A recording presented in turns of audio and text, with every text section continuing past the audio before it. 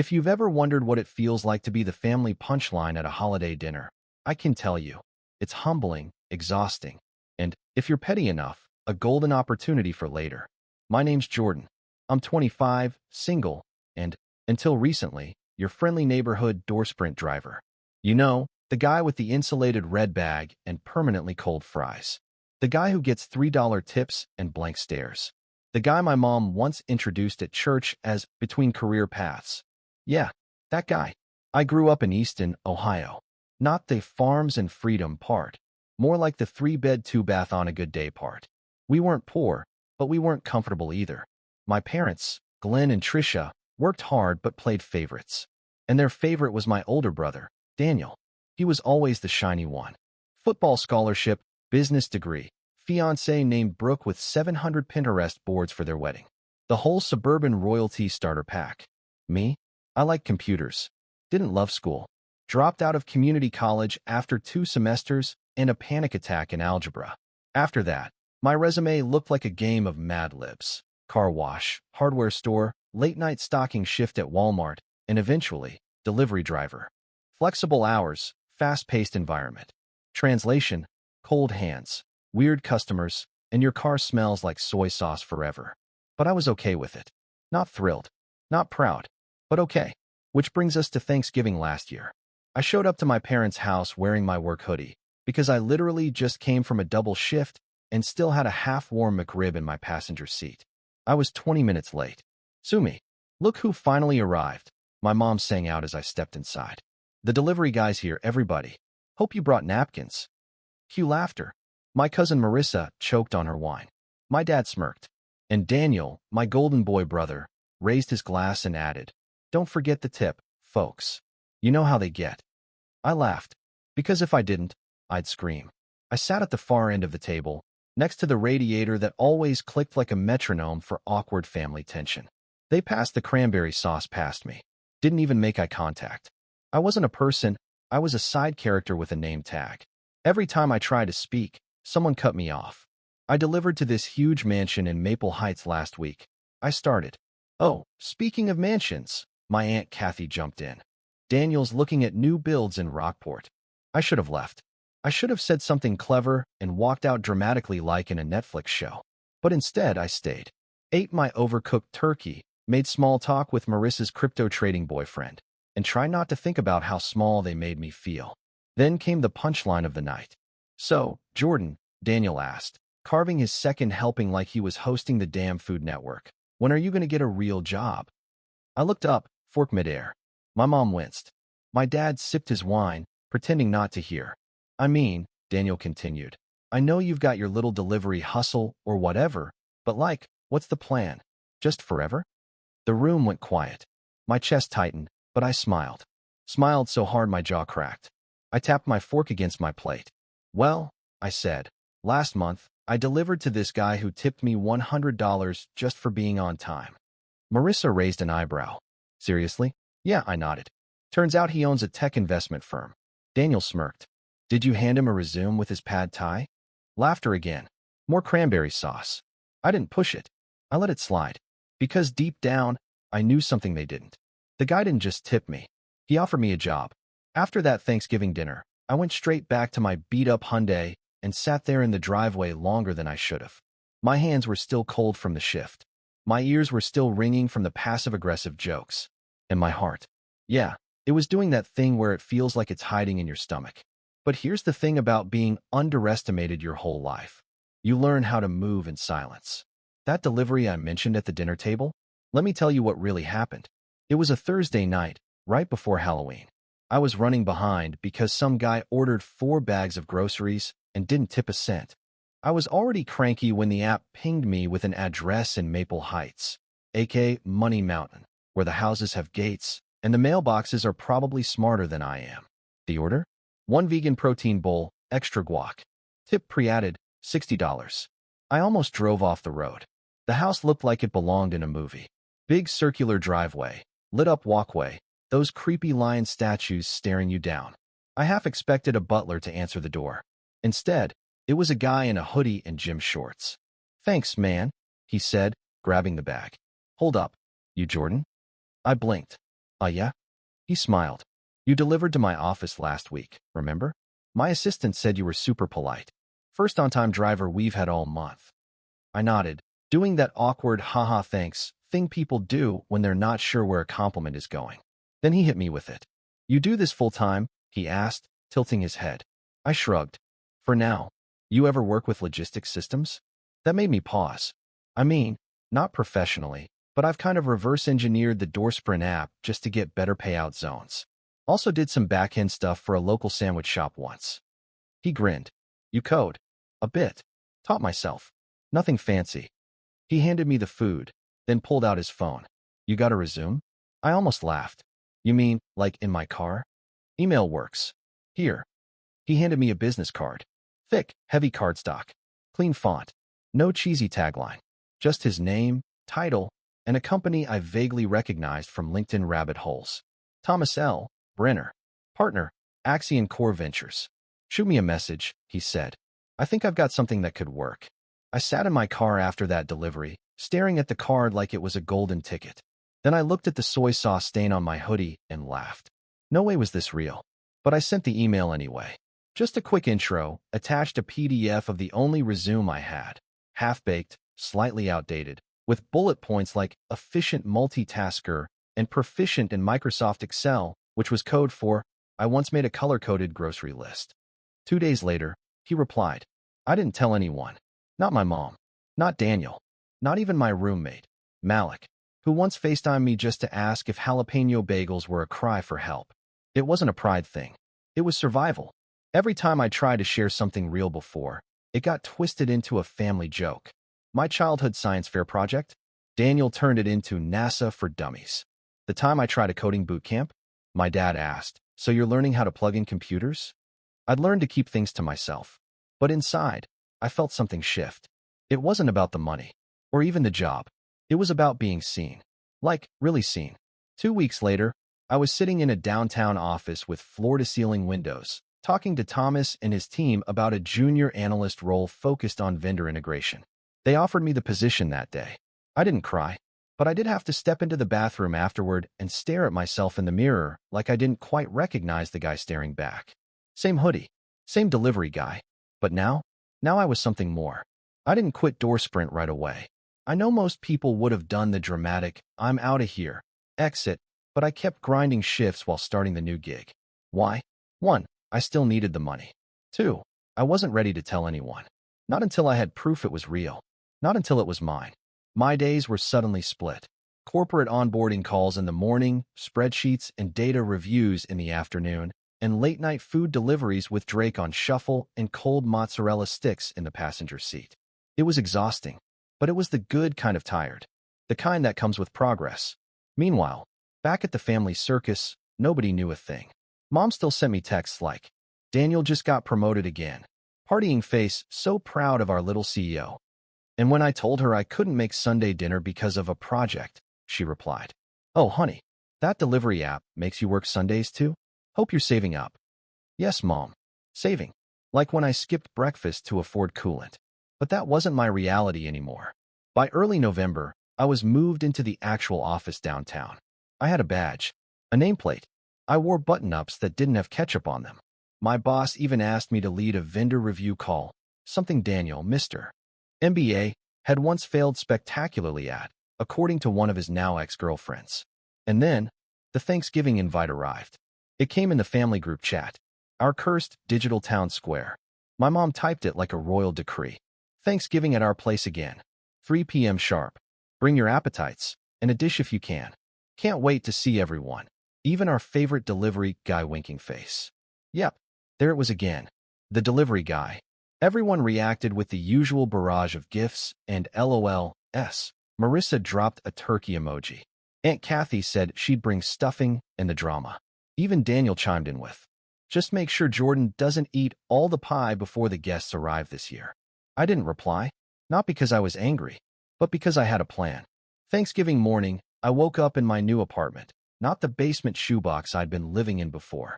This one had hardwood floors, an actual washer-dryer, and a kitchen counter wide enough for cutting more than one vegetable at a time. I got dressed slowly. Button up, slacks, polished boots. I left the delivery hoodie in the closet, right next to the framed offer letter from Axion Core Ventures. Before heading out, I grabbed a bottle of wine. The good kind, not the one with a squirrel on the label from the gas station. When I pulled into my parents' driveway, Daniel's new BMW was already out front, because of course it was. He probably parked at an angle just to show off the rims. I walked in through the side door. My mom popped out of the kitchen like she'd been summoned. "There he is," she beamed. "Right on time. Did you bring?" She stopped. Her eyes went from my shirt to my watch, then to the wine. "This for the table?" she asked slowly. "Yup," I said, handing it over. "From the vineyard Thomas owns." "Thomas who?" I smiled. "You'll meet him." She blinked. "Oh, you brought someone." I walked into the dining room, where the usual crowd was already buzzing. Daniel was mid-story, laughing too loudly, his fiancée Brooke pretending to care. Marissa saw me and perked up. "Whoa, Jordan, you clean up nice." "Guess they let delivery guys wear collars now," Daniel smirked. And that was it. The final strike. I didn't flinch. I just set the wine down, slid into a seat, and said, "Actually, I don't deliver anymore." Daniel blinked. "Oh, they let you go?" I smiled. "No, I got hired by one of my old clients. Now I run logistics analytics for Axion Core Ventures. I'm building software that saves Fortune 500 companies millions in vendor waste. We're actually looking to expand. Fast." Silence. Brooke literally choked on a cracker. My mom gawked. And Daniel? He just sat there, mouth slightly open, hands suddenly very still. You ever see someone try to fake a smile while chewing glass? That was Daniel. His lips did this twitchy thing, like he couldn't decide if he wanted to look impressed or unbothered. In the end, he settled for smug denial. "Oh," he said, casually pouring himself more cider. "Axion, huh?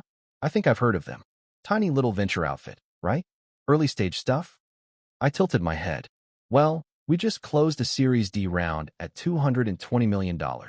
So, not that tiny." Brooke blinked so fast I thought she was buffering. My dad made a noise that sounded like a suppressed cough, and Aunt Kathy whispered to no one in particular, "That's more than the city budget." I tried not to enjoy the moment too much. Keyword, tried. "What do you even do there?" Daniel asked, forcing a laugh. "You drive the office lunches around or what?" I took a bite of sweet potato casserole, chewed it slowly, and then said, "Vendor flow optimization. I help our portfolio companies streamline back-end operations. I'm writing code now that reduces 12% overhead on packaging logistics." He blinked. Twice. Then he smiled, like someone playing chess and realizing they're already 5 moves behind. "Wow," my mom breathed. "Jordan, honey, why didn't you say anything?" I shrugged. Didn't think anyone cared what the delivery guy was up to. A few uncomfortable laughs. Even Marissa, the unofficial queen of holiday gossip, looked like she didn't know whose side to sit on anymore. I should have left it there. But then my dad piped up. "So this job, it's stable, right?" I turned toward him. "Yeah, Dad. They actually just converted me to full-time. Got benefits. A 401k. Hell, I even got stock options." His eyebrows did this little twitch. "Stock options?" I nodded. "Yep.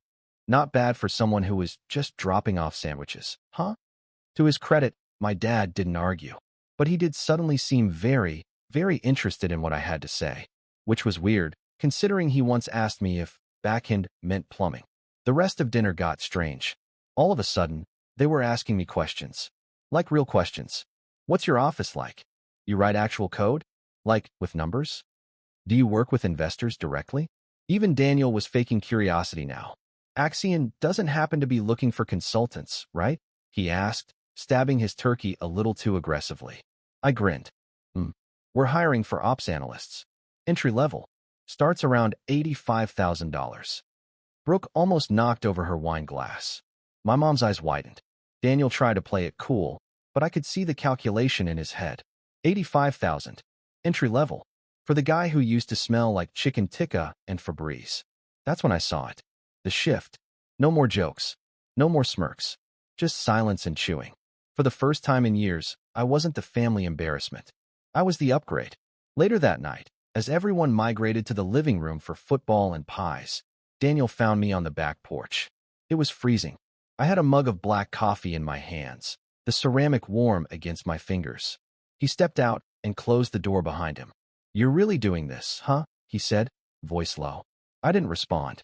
I just stared at the yard. Same one we used to play in when we were kids.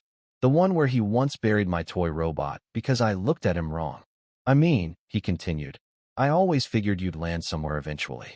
I just didn't think it'd be like this. I sipped the coffee. Like what? Like, better than me. He didn't say it with anger. More like someone trying to swallow a truth that refused to go down easy. I turned to him. That's the difference between you and me. I never needed to be better than you. I just needed to be seen. He looked away. I'm not asking for applause, Daniel. I added. I'm not even asking for respect. Just don't pretend to know who I am if you've never cared to ask. He didn't respond. Just nodded once, shoved his hands in his pockets, and went back inside. The door clicked behind him. And for the first time, I didn't feel like the little brother. I felt like the one who made it out. The text started the next day. Not even 24 hours after dinner, I had unread messages from every corner of the family tree. Cousin Marissa. Hey, so fun catching up yesterday.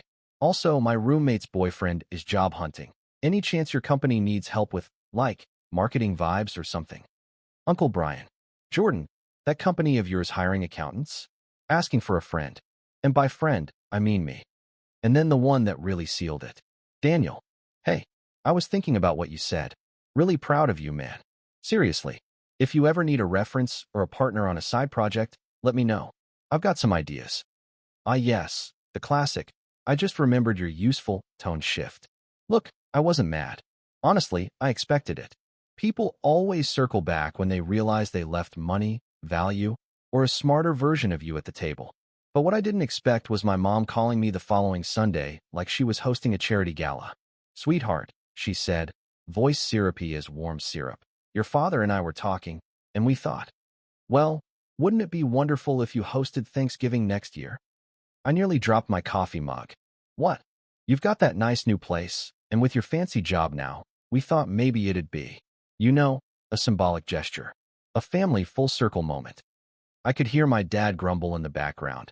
Let the boy show what success looks like. Have you ever get whiplash from a phone call? Because 1 year ago, I was the punchline. Now I was the parade float. I'll think about it, I said, mostly to mess with her. Gotta check my logistics with Axion, you know. Big ventures to manage. She laughed nervously. Of course. You're a busy bee now. When I hung up, I just stared at the ceiling for a while. All those years I spent eating drive-thru in silence, listening to Daniel get applauded for showing up in khakis. All those jokes about wasting potential and should have gone to business school. I wasn't angry. I was just done. That Monday, I walked into the Axion office with fresh coffee, a rested mind, and a purpose. Thomas, the guy who changed everything with one question, greeted me in the break room. You survived the holiday circus? He asked. I smirked. Barely, but I won. He raised an eyebrow. What did you win? Peace. Thomas chuckled. The most expensive prize there is. He wasn't wrong. Because peace didn't come from clapping back at Daniel or flexing my salary. It came from knowing I didn't owe anyone an explanation anymore. I didn't have to prove I wasn't a failure. I just had to live like it. So I did. By mid-December, I'd saved enough to replace my old Hyundai with a gently used SUV that didn't rattle when I made right turns.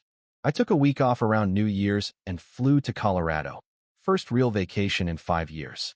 I even treated myself to a ridiculous mountain lodge hot tub soak, which I'll never fully admit was 60% petty and 40% recovery. And when January rolled around, something wild happened. Daniel sent me a LinkedIn request. Not even a message with it. Just the connection. Quiet. Hesitant. Like a white flag disguised as professionalism. I accepted. Not because I wanted to reconnect, but because I wanted him to see everything I built from the other side of the feed. Thanksgiving came back around quicker than I expected. It was a blur of 12-hour sprints at Axion, Slack pings at midnight, and quick calls that turned into 90-minute brainstorm sessions.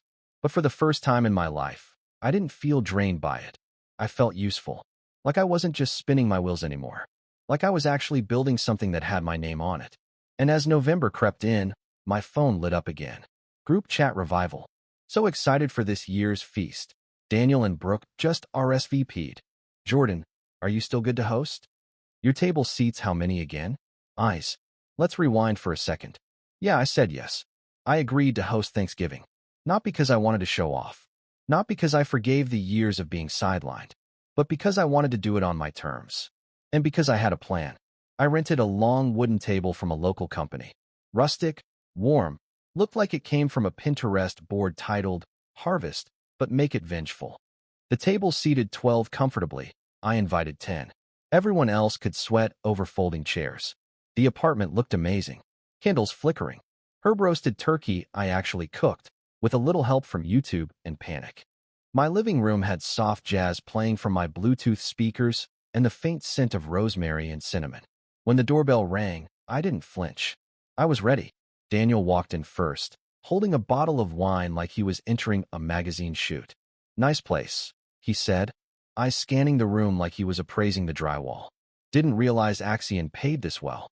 "They don't," I said, grinning. "But my ideas do." That shut him up. One by one, the family trickled in. Mom brought a tray of mac and cheese.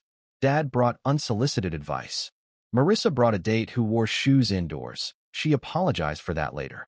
Everyone ate, talked, laughed, and somewhere between the mashed potatoes and the green bean casserole, my dad raised a glass.